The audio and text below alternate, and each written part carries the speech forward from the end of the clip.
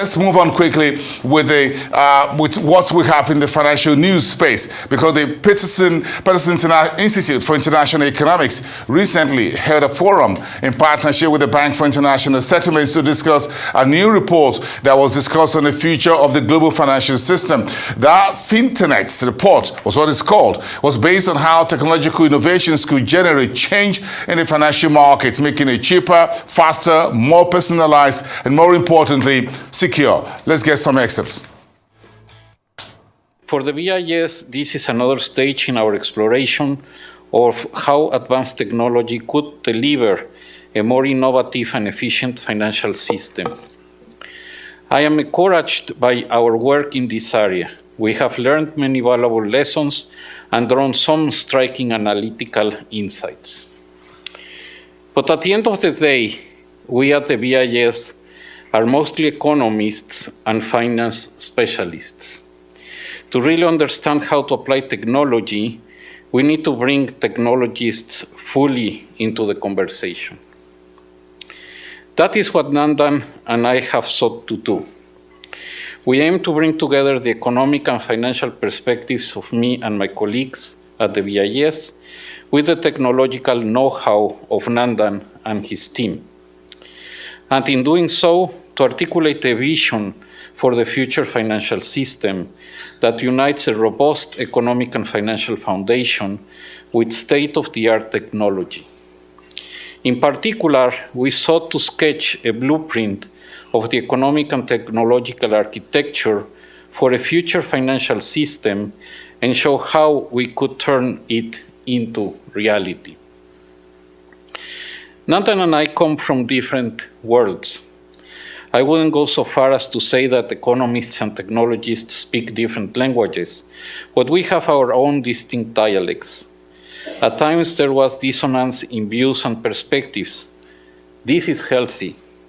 If we don't start the dialogue between economists and technologists, it is hard to see how useful financial innovation can really move forward.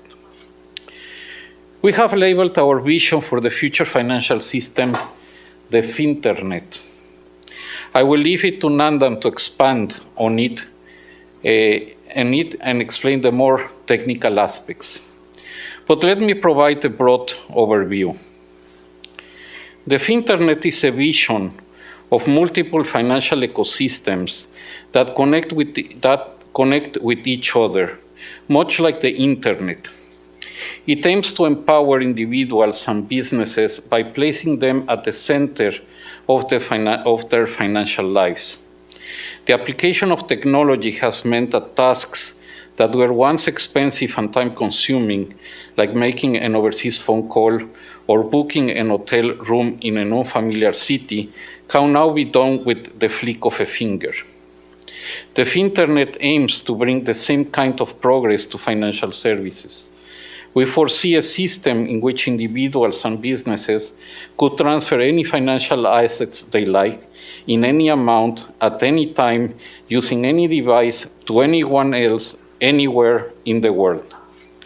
Financial transactions would be cheap, secure, and near instantaneous, and they would be available to anyone. This is particularly important for emerging and developing economies. Despite many noteworthy initiatives to bolster financial inclusion, spearheaded by sovereign authorities, central banks, multilateral financial organizations, including and even the United Nations, large gaps in access to financial services between advanced economies on the one hand and emerging market economies and LDCs on the other still exist. As you walk down the line of the complexity of financial transactions and instruments, it is striking how many activities are just not available in many of these countries, particularly to those living in remote areas or at the bottom of the income distribution. And even when residents can access financial services, high transaction costs and slow services are pervasive. These reflect a number of structural deficiencies, including a lack of competition, inadequate public infrastructure, and bottlenecks induced by legacy systems that have not kept pace with the capacity needs of a modern economy. Our starting point was the observation that recent years have seen a flowering of innovation in financial technology. This has led to some important breakthroughs. Programmable ledgers are one example. These digital platforms combine the record-keeping functions of traditional databases used to track the ownership of financial assets with the rules and governance arrangements needed to update the databases. These ledgers enable smart contracts, self-executing applications that can trigger an action, for example, the sale of an asset if a pre-specified condition is met, and composability, the ability to bundle many of these automated transactions together. Tokenization is another example. Tokens are the digital assets that exist on programmable ledgers. They contain both the information necessary to uniquely identify the assets and their owners, and the rules and logic governing their use. And more advances could soon arrive.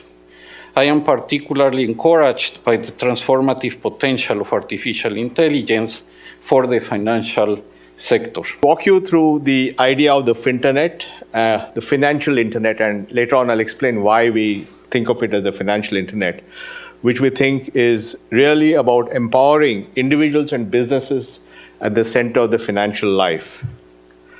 Now, just to set a few things, in India, for example, India was the most unbanked country, and we managed to accelerate banking penetration and did financial inclusion in 9 years, what would have taken 47 years by traditional means.